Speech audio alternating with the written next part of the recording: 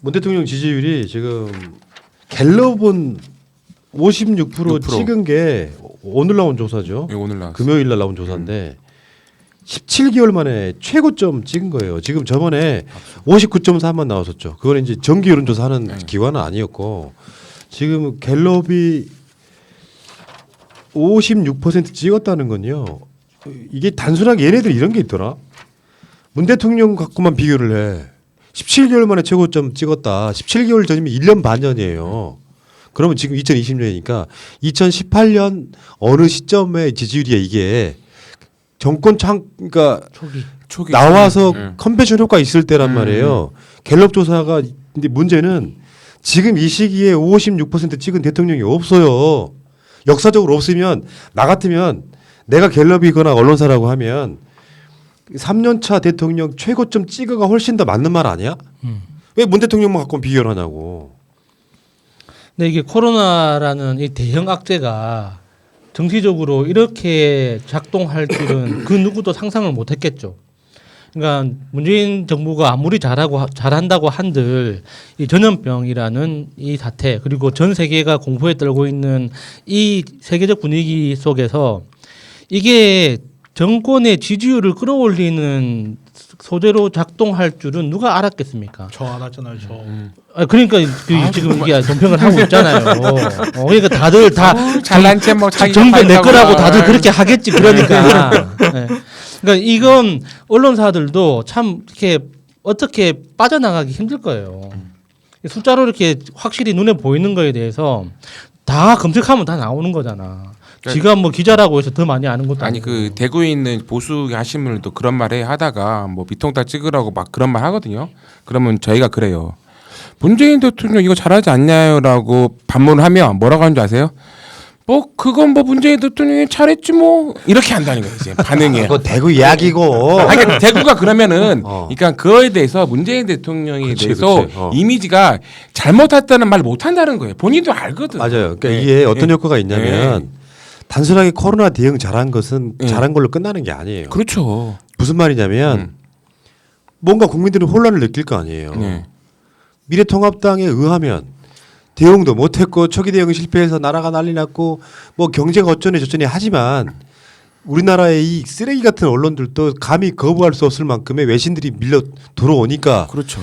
어떤 순서대로 보도하는지를 봤어요. 외신들 뭐 소위 말하면 유명한 외신들이 막 뭔가를 이렇게 문재인 정부 잘한다는 이야기를 해올 때 근데 그러면 어떻게 되냐면 미래통합당이 한 말들에 대한 신뢰성이 떨어지는 거예요. 코로나 이야기뿐만 아니라 코로나가 단순하게 코로나 대응 잘한 것만으로 지지율이 올라가는 게 아니라 그래도 문재인 정부는 믿을 만한 구석이 있다. 싫었던 사람도 이런 효과들이 자꾸 굳혀지기 시작하면은 문 대통령 임기 말까지도 내임도 없이 갈 가능성이 되게 높아요. 지금 대구에 있는 미통당의 현수막의 반절이요.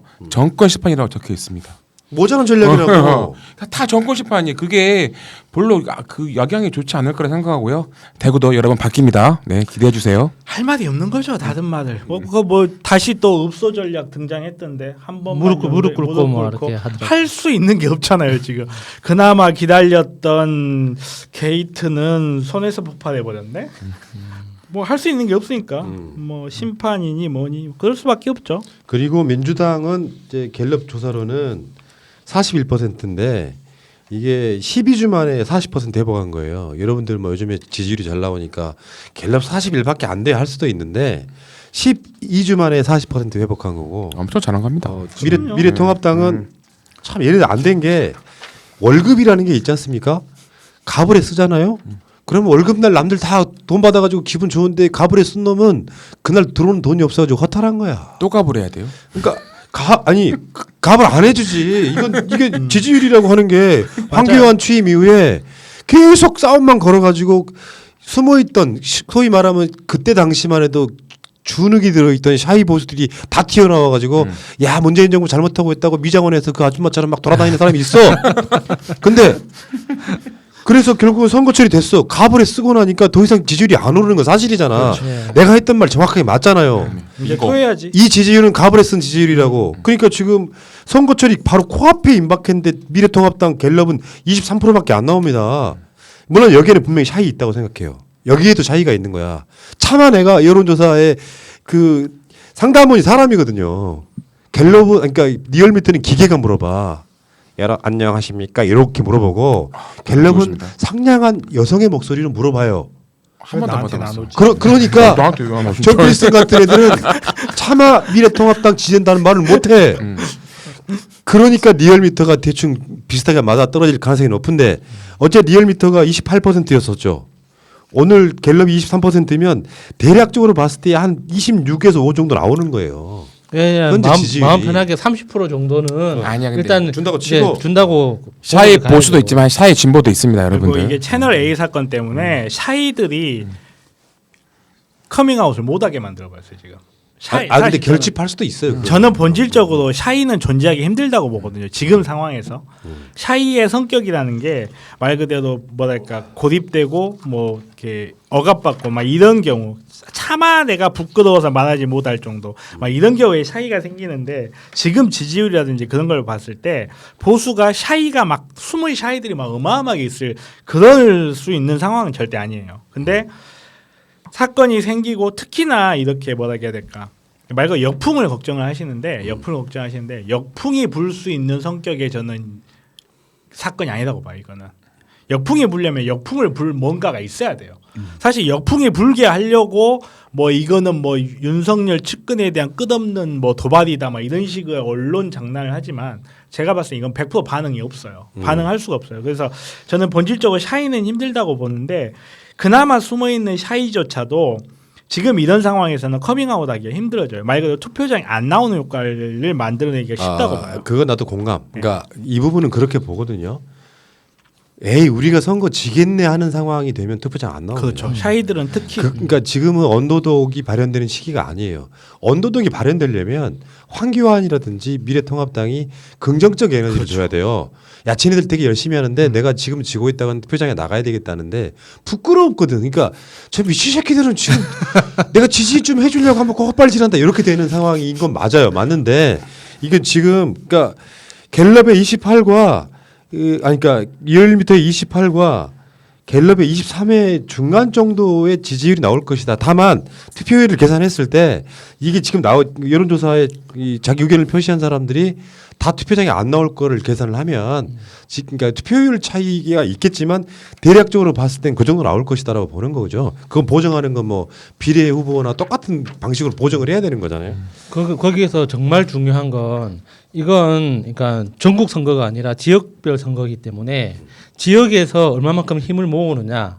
그러니까 내가 저 후보를 내가 저 지역구는 아니지만 저 사람은 꼭 당선시키고 싶다. 그러면 내가 어떻게 행동을 해야 되느냐. 그것만 신경 쓰시면 돼요. 그러니까 이런 이 여론조사 굉장히 중요하죠. 그러니까 후보한테 힘을 몰아주고 우리끼리 어떤 화이팅을 하기 위해서 이 여론조사 지형을 정확하게 이해하는 것도 중요하지만 그것만큼 중요한 게 내가 당선시키고 싶은 사람, 내가 꼭 당선시켜서 만들어야 되는 사람이 있다면 그 사람을 위해서 내가 어떤 행동을 하는 게 도움이 되는지 그렇죠. 그걸 먼저 생각을 하셔야 된다는 거예요. 그렇죠. 자, 어쨌건 지금 이번 그 선거는요. 민주당이 일단 어떻게 됐건 과반을 해야 돼요. 어떤 방식이 됐건 간에. 그래서 민주당이 과반을 일단 채워놓고 나면 상당히 많은 의미가 있을 거라고 생각해요. 다만 이제 열린우리당이 문 대통령 탄핵 열린민주당. 아니 노 대통령 때 탄핵 때. 확 까분다 이씨. 그때 아마 152석인가를 했을 거예요. 그렇죠. 맞아요. 그러니까 네. 그 당시에는 이제 탄핵에 막 역풍이 불어가지고 노 대통령 탄핵에 역풍이 불어가지고 그때 정동영 노인 폄하 발언 막 그러고 진짜 여러분들 기억하시겠지만 네. 출구조사 딱 하고 날 때 열린우리당 152석인가 뭐 이렇게 나오는 숫자가 있었어요. 그때 정동영 당시 대표가 눈물 흘리던 모습이 지금도 이렇게 오버랩 되는데 그분 아직도 계시죠. 근데 지금은 가능성이 별로 없다. 없죠. 아마 떨어질 가능성이 높아 보이는데 아무튼 그런 상황이 와서 이제 대개 이런 판을 보수적으로 하는 분들은 우리가 역대로 총선에서 과반한 게 딱 그때가 유일했었고 그때 그렇게 역풍이 불었어도 150석 겨우 넘겼다는 게 논리고요. 나는 좀 반대로 보는 측면이 있거든요. 노 대통령 탄핵 뭐 무의로 돌아갔지만 그런 시도들이 상황이 있음에도 불구하고 150석밖에 못 얻은 거랑 박근혜가 실제로 탄핵을 당해서 요거는 이론의 여지 없이 단 최소한 보수층이었던 사람들 10%에서 15% 이상은 평생 돌아오지 못할 쪽으로 떨어져 나갔다고 생각해요. 아 얘네들 지금 안 되겠다. 그러니까 일부 말도 안 되는 투표를 했던 사람들의 정신 세계를 완전히 깨준 사건이었어요. 맞죠. 그러니까 내가 다시 말씀드리지만 그 이후에 대선이 있었고 지방선거가 있었죠. 제가 그런 말씀 드려요. 지금의 과정은 민주 진보 세력이 수구 꼴통에 있는 사람들을 조금씩 끌어당기는 과정이에요. 저쪽은 사실 사람 아니다를 설파하고 있는 과정이고 이 과정 속에 다시 말씀드리지만 정치나 투표가 서로 간에 공방이 되려면 서로가 대안이 돼야 돼요. 정권을 가져가도 문제가 없고 컨텐츠가 서로 엇비슷해야 되는데 단지 보수와 진보일 뿐이야. 이때는 서로가 공방이 되는 거라고요. 거짓 선동으로는 한계가 있는 거예요. 지금 미래통합당이 계속 꾸준히 그렇게 해왔다고. 난 그 흐름 속에서는 오히려 제 개인적인 예측이긴 합니다만 전체적인 큰 흐름에서는 노 대통령 때 열린우리당이 150석을 겨우 넘는 것보다는 훨씬 많이 가져와야 되는 흐름에 있다고 생각하는 거예요. 179석. 그리고 저는 똑같은 152석이 아닐 거라고 생각해요. 정말 152석을 저는 넘는다고 봐요 개인적으로. 근데 동일하게 152석이 된다고 하더라도 정말 이거는 어떻게 보면 안철수의 공인데 안철수의 공 때문에 한번 분당을 거치고 난 이전의 민주당과 이후의 민주당 완전히 전투력이 달라졌어요. 정말 152석일 때 정말 이 열린우리당 시절에 이 152석일 때 우리가 그 자중 질환들을 봐왔었잖아요. 4대 입법하면서 그 국민의 절대적인 지지에도 불구하고 그거 하나 제대로 밀어붙이지 못하는 사실은 말로는 이거는 반발이 심하다라고 하는데 자기들 이익권이 내부적 이익권 충돌이었거든요. 근데 지금의 민주당은 그때하고는 달라요. 정말로 정말 어떻게 보면 단단하게 다시 태어난 민주당이 152석을 차지하고 있다. 이거는 하늘과 땅 차이예요. 그리고 이제 뭐 사실 이쯤 되면 참 자괴감이 들어요. 정말 그 박근혜라는 어마어마한 그 조류를 만나서 지금 상황이 됐음에도 불구하고 미통당류가 일당이 될 수도 있다 없다 이런 상황을 보면 도대체 우리 국민이 왜 이럴까? 아 정말 같은 내가 땅에 하늘 아래 사는 국민이 빨리 진행해야 되니까 이럴 수 있나? 마무리할게요. 네. 이 마무리 뭐냐면은 이제 국민의당이 41석 가져갔거든요. 호남 싹쓸이다시피 하고 그리고 비례대표를 민주당하고 똑같이 가져갔어요. 근데 대체적으로 저쪽 표를 가져온 것도 있습니다. 일부는 한 내가 봤을 때 한 15% 정도. 나머지는 대개는 민주당 표 가져갔던 사람들이에요. 그 과정도 한번 생각을 한번 해보실 필요가 있고 지금 사실 국민의당은 비례대표에서 많이 가져가야 한두 석 가져가지 않을까. 권은희까지. 그럴 수도 지금 자, 얘기 나오니까 이제. 자, 그 이야기는 여기까지 하시고 어쨌건 여러분들이 너무 기죽지 마시고요. 저는 이길 수 있다. 그것도 압도적으로 이기자. 다만 투표장에 꼭 나오자. 혼자만 나가지 말고 주위에 투표 안 하는 진짜 정치 관심 없는 사람들 어찌 됐건 간에 민주당 찍게 하자. 이게 제 생각입니다. 그러니까 이게 설득이 될란지 모르겠지만 진짜 내가 누군가를 좋아한다는 걸 티내기 위해서 다른 사람 욕하지 맙시다.